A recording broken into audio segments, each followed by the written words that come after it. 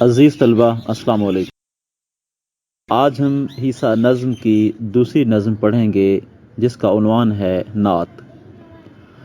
نعت ایسی نظم کو کہتے ہیں جس میں حضرت محمد صلی اللہ علیہ وآلہ وسلم کی تعریف کی جائے۔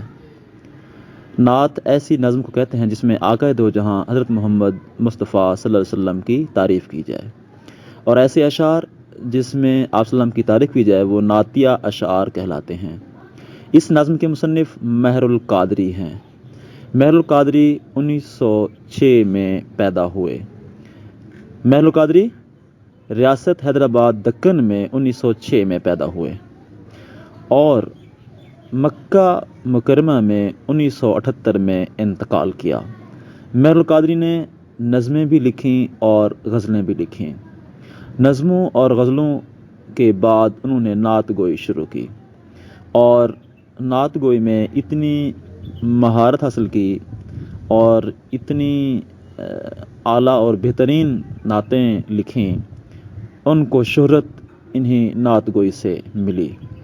گویا مہر القادری کا تعارف، ان کی پہچان، ان کی ناموری ان کی نعت گوئی سے ہے۔ پہلا شعر دیکھیے۔ تو مقصد تخلیق ہے تو حاصل ایمان، تو مقصد تخلیق ہے تو حاصل ایمان، جو تجھ سے گریزاں وہ ہے خدا سے گریزاں۔ تو مقصد تخلیق ہے۔ اس شعر میں شاعر بارگاہ رسالت میں اپنی محبت اور عقیدت کے پھول نچھاور کرتے ہوئے کہتے ہیں، اے آقا دو جہاں تو مقصد تخلیق ہے۔ گویا اس جہان کی تخلیق کا مقصد تیری ذات ہے، تیری ہستی ہے۔ اس جہان کو تخلیق کیا گیا تو اس کی وجہ اے آقا دو جہاں آپ ہیں۔ اگر اللہ تعالیٰ نے اس جہان کو تخلیق کیا تو اس کا سبب آپ ہیں۔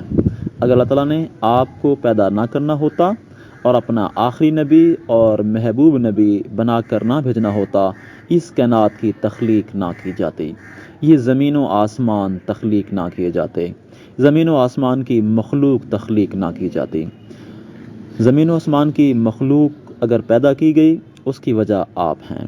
یہ زمین و آسمان، یہ نظام شمسی، یہ دن رات، یہ سارا زمانہ، یہ ساری کائنات کا نظام بنایا گیا، چلایا گیا، اس کی وجہ صرف آپ ہیں۔ پھر تمام مخلوق میں سب سے افضل مخلوق انسان کو عزت دے کر زمین پر اپنا نائب اور خلیفہ بنا کر انسان کو پیدا کیا گیا۔ پھر انسانوں میں آدم علیہ السلام سے لے کر حضرت عیسیٰ علیہ السلام تک انبیاء کا سلسلہ شروع کیا گیا۔ یہ سارا سلسلہ کا اہتمام بھی اس لیے ہوا کہ انبیاء کے سلسلے کی آخری کڑی اور آخری عظیم ہستی آپ کو پیدا کرنا تھا۔ لہٰذا اس ساری کائنات کا بنانا اور اس کو چلانا اور اس کائنات کی وجہ آپ صلی اللہ علیہ وسلم کی ذات اے آقا دو جہاں آپ ہیں۔ یعنی اگر اللہ نے آپ محبوب کو پیدا نہ کرنا ہوتا تو یہ کائنات اور اس کا نظام کبھی بھی تخلیق نہ ہوتا۔ جس طرح کسی شاعر نے کیا خوب کہا ہے، خدا بھی نہ بچ سکا محبت کے تقاضوں سے، خدا بھی نہ بچ سکا محبت کے تقاضوں سے، ایک محبوب کی خاطر یہ دنیا بنا ڈالی۔ دوسرا مصرے کا دوسرا حصہ دیکھیں۔ تو حاصل ایمان، یعنی اے آقا دو جہاں جس طرح اس کائنات کی تخلیق کی وجہ آپ ہیں، اس طرح ایمان اس کو حاصل ہے۔ مومن وہ ہو سکتا ہے جو آپ کی ذات پر ایمان لاتا ہے۔ تیری ذات پر ایمان لانے سے ہی ایمان حاصل ہوتا ہے۔ ایک ایسا انسان جو اللہ کو مان لے، اللہ کے فرشتوں کو مان لے، آسمانی کتابوں کو مان لے، انبیاء کو مان لے، جنت اور دوزخ کو مان لے، یوم حشر کو مان لے، اس تمام تر شرائط کے بعد اگر وہ تیری ذات کو آخری نبی نہیں مانتا تو وہ ایمان والا نہیں ہو سکتا، وہ کامل مومن نہیں ہو سکتا جو تیری ذات پر ایمان نہ لائے، جو تجھے اللہ کا آخری نبی کے طور پر ایمان نہ لائے، جو تجھے ختم الرسل ختم الانبیاء نہ مانے، اس کا ایمان کسی طور نہیں ہو سکتا، وہ مومن نہیں ہو سکتا۔ کیونکہ کسی شاعر نے کیا خوب کہا، محمد کی غلامی دین حق کی شرط اول ہے، محمد کی غلامی دین حق کی شرط اول ہے، اگر اس میں ہو کچھ خامی تو سب کچھ نامکمل ہے۔ تو اس کا ایمان کبھی کامل نہیں ہو سکتا جو تیری ذات پر ایمان نہ لائے۔ گویا تیری ذات پر ایمان لانا پہلی شرط ہے۔ وہ شخص جو لا الہ کا قائل ہو، اللہ کو ایک مان لے، اللہ کی وحدانیت اور توحید کو مان لے، لیکن تیری رسالت اور ختم الرسل پہ یقین نہ رکھے، تو وہ کسی طور بھی ایمان والا نہیں ہو سکتا۔ دوسرا مصرع دیکھیے، جو تجھ سے گریزاں وہ ہے خدا سے گریزاں، جو تیری ذات سے دور ہے بیزار ہے، گریزاں مانے دور ہونا، پرے ہونا، بیزار ہونا، وہ دراصل اللہ سے دور ہے، وہ اللہ سے بیزار ہے، وہ اللہ سے پرے ہے۔ یعنی اللہ کی قربت کے لیے تیری ذات کی قربت بہت ضروری ہے، کیونکہ آپ اللہ کے آخری نبی ہیں، اور آپ کا حکم، آپ کی شریعت وہی ہے جو اللہ کا حکم ہے۔ پھر جو تیری بات نہیں مانتا، جو تیری ذات کو نہیں مانتا، تیری شریعت کو نہیں مانتا، تیرے حکم کو نہیں مانتا، جو تیری ذات سے دور ہے، وہ کسی طور بھی اللہ کے قریب نہیں ہو سکتا۔ گویا اللہ کی قربت حاصل کرنے کے لیے، اللہ کی رضا حاصل کرنے کے لیے آپ صلی اللہ علیہ وسلم آقا دو جہاں آپ کی رضا اور آپ کی قربت بہت ضروری ہے۔ دوسرا شعر دیکھیے، کیا نام ہے جو شامل ہے تکبیر و اعظام میں، کیا نام ہے جو شامل تکبیر و اعظام میں، اس نام کی عظمت کے قرباں دل و جاں۔ شاعر اس شعر میں آپ صلی اللہ علیہ وسلم کے نام کی عزت اور عظمت کی بات کرتا ہے۔ شاعر کہتے ہیں، آقا دو جہاں تیری نام کی عظمتیں کیا کیا بیان کی جائیں، تیرا کیسا ہی نام ہے، تیرا نام کیسا ہی ہے محمد صلی اللہ علیہ وآلہ وسلم، کہ جس میں نقطہ بھی رب کو گوارا نہیں۔ آقا دو جہاں تیرے نام کی بہت عظمت ہے، تیرے نام کی عظمت کیوں نہ ہو، کیونکہ اللہ پاک خود فرماتے ہیں وَرَفَعْنَا لَكَ ذِكْرَكَ وَرَفَعْنَا لَكَ ذِكْرَكَ۔ کیا نام ہے جو شامل ہے تکبیر و اعظام میں۔ آقا دو جہاں اللہ تعالیٰ نے آپ کے نام کو اتنی عزت اور اتنی بلندی اور اتنی شان و عظمت دی کہ آپ کا نام تو تکبیر و اعظام میں بھی شامل ہے۔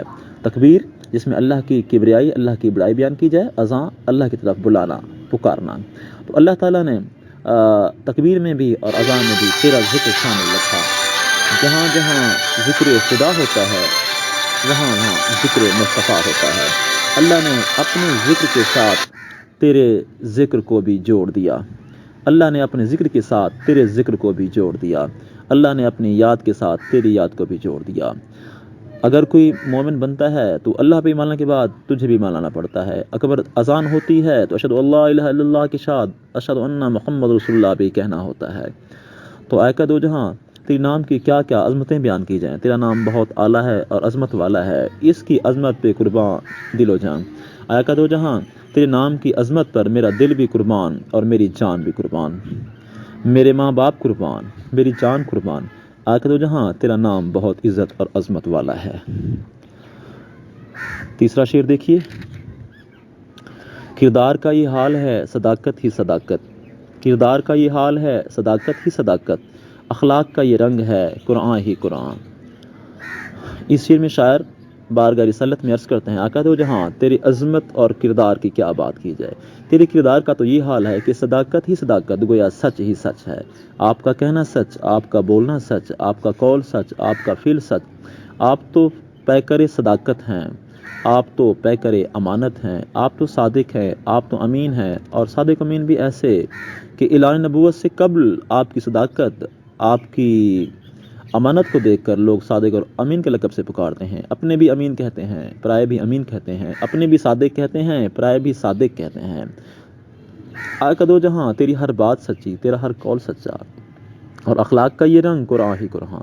آقا دو جہاں تیرے اخلاق کی کیا بات کی جائے، وہ تو قرآن پاک کا عملی نمونہ ہے، جو قرآن کہتا ہے آپ وہی کرتے ہیں، آپ کا اخلاق بھی وہی ہے، آپ کا عمل قرآنی تعلیمات کے عین مطابق ہے، آپ کا اخلاق قرآن پاک کا عملی نمونہ ہے، عملی مجسمہ ہے، آپ تو معلم اخلاق ہیں، آپ تو اخلاق کی تکمیل کے لیے آئے ہیں۔ روایت میں آتا ہے حضرت عائشہ صدیقہ ام المومنین سے پوچھا گیا کہ اے ام المومنین آپ صلی اللہ علیہ وسلم کے اخلاق کیسے ہیں، تو فرمایا قرآن پاک کا مطالعہ کریں، قرآن پاک کے مطالعے کے مطابق ہیں، گویا جو قرآن کہتا ہے آپ وہی کرتے ہیں، کیونکہ نبی آپ اللہ کے نبی ہیں، تو آپ اللہ کی ہر بات جو اللہ نے آپ کو بتائی ہے، جو حکم دیا ہے وہی کرتے ہیں۔ آپ کا اٹھنا بیٹھنا چلنا پھرنا سارا اخلاق، لوگوں سے اخلاق، انسانوں سے اخلاق، چرند پرند سے اخلاق، جانوں سے اخلاق، اپنوں سے اخلاق، پرائیوں سے اخلاق، دوستوں سے اخلاق، دشمنوں سے بھی اخلاق، حتیٰ کہ وہ لوگ جو تیری ذات کے مخالف ہیں، جو تیرے راستے پتھر بچھاتے ہیں، کانٹے بچھاتے ہیں، پتھر مارتے ہیں، برا بلا کہتے ہیں، جادوگر کہتے ہیں، لیکن ان سب کے لیے آپ کا اخلاق بہت اعلیٰ ہے۔ آپ تو اس جہان کے لیے رحمت بن کر آئے ہیں، وما ارسلناک الا رحمۃ للعالمین بن کر آئے ہیں، تو آپ کا اخلاق سب کے لیے، آپ سب کے لیے رحمت ہیں۔ گویا کہ تو جہاں آپ اخلاق کی تکمیل کے لیے آئے ہیں اور آپ ایک کامل اخلاق کے کا نمونہ ہیں۔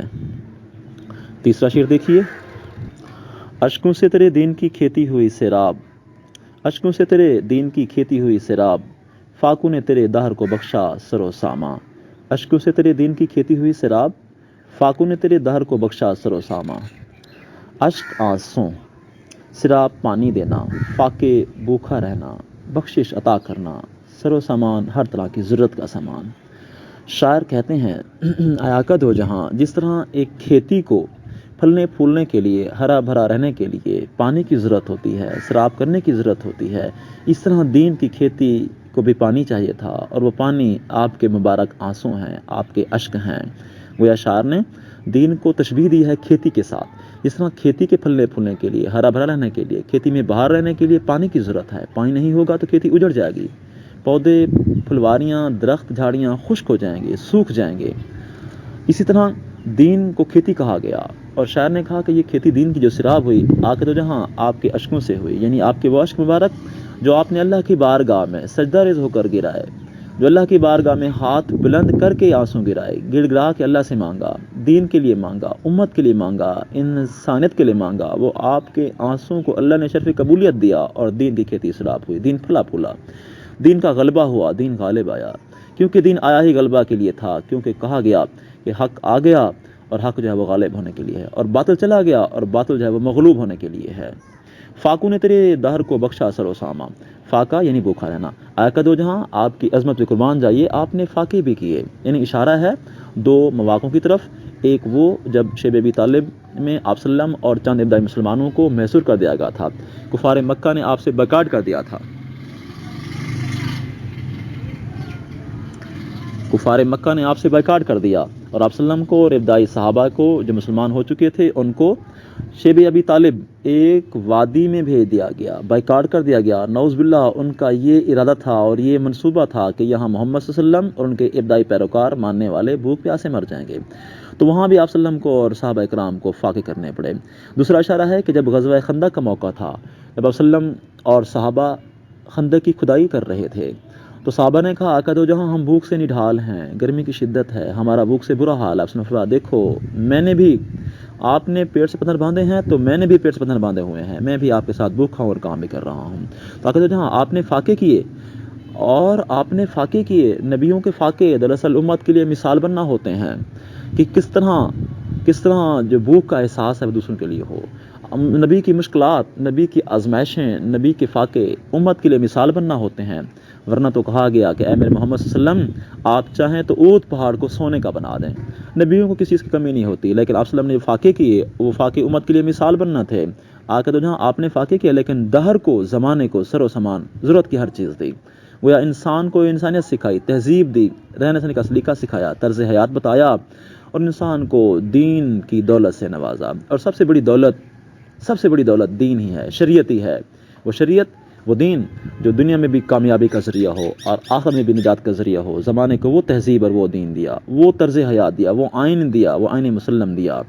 آقا دو جہاں تو نے اس دہر کو، اس زمانے کو سب کچھ سے نوازا، جس طرح اقبال کہتے ہیں نا، قوت عشق سے ہر پست کو بالا کر دے، قوت عشق سے ہر پست کو بالا کر دے، دہر میں اسم محمد سے اجالا کر دے، دہر میں اسم محمد سے اجالا کر دے۔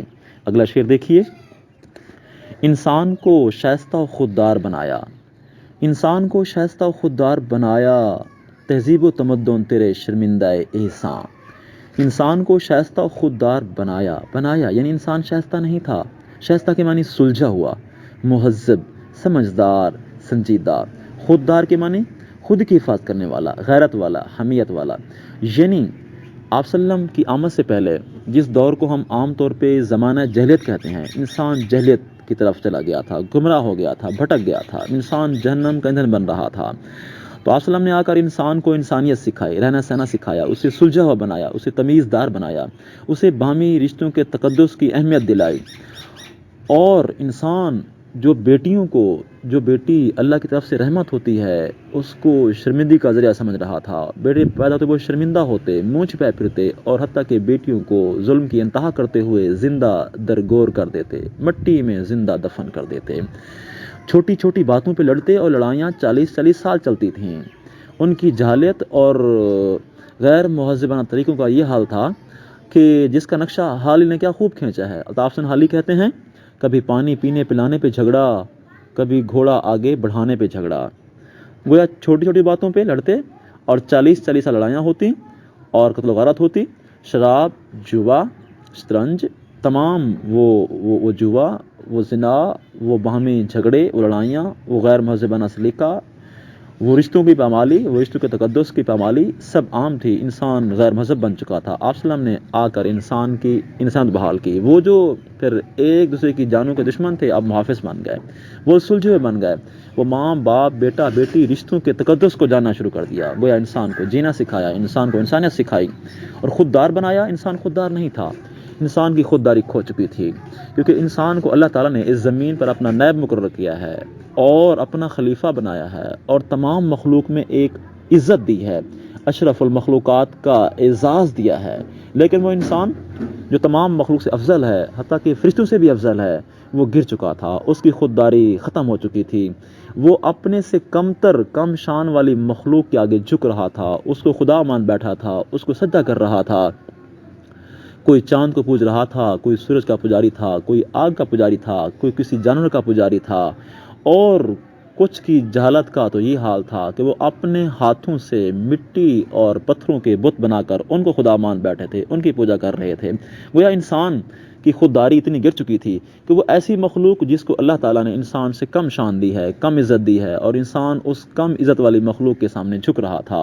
تو آپ صلی اللہ علیہ وسلم نے آ کر انسان کو بتایا کہ جھکنا صرف اس خالق حقیقی کے سامنے ہے جو لا الہ کا ہے, جو ایک اللہ ہے, وہ جو عبادت کے لائق ہے, جس کے سامنے جھکنا عزت کا باعث ہے. جس طرح اقبال نے کیا نقشہ کھینچا کہ وہ ایک سجدہ جسے تو گراں سمجھتا ہے, وہ ایک سجدہ جسے تو گراں سمجھتا ہے, ہزار سجدے سے دیتا ہے آدمی کو نجات.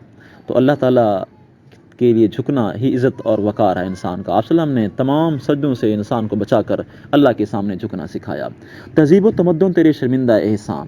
آپ صلی اللہ علیہ وسلم نے انسانیت کو وہ تہذیب, وہ رہنے سہنے کے طریقے, وہ طرز حیات, وہ ثقافت, وہ کلچر دی کہ آپ صلی اللہ علیہ وسلم کا انسانیت پر اور تہذیبوں پر احسان ہے. آپ صلی اللہ علیہ وسلم کا انسانیت پر اور تہذیبوں پر احسان ہے کہ آپ نے انسانوں کو اعلیٰ ترین تہذیب دی, وہ تہذیب جس میں ہر کسی کی بھلائی ہے, مواخات ہے, بھائی چارہ ہے, حقوق و فرائض کا خیال رکھا گیا ہے, زندگی گزارنے کے بہترین طریقے ہیں. تو گویا آپ صلی اللہ علیہ وسلم نے انسانیت کو ایک ایسی تہذیب دی جو تہذیب جو ہے تمام تہذیبوں میں اعلیٰ ہے. آخری شعر دیکھیے, رحمت کا یہ عالم ہے مروت کا یہ انداز, رحمت کا یہ عالم ہے مروت کا یہ انداز, ماہر سا گناہ گار ہے وابستہ داماں. عالم, انداز, کیفیت, صورتحال, مروت, احساس, لحاظ, خیال رکھنا, وابستہ, جڑا ہوا ہونا.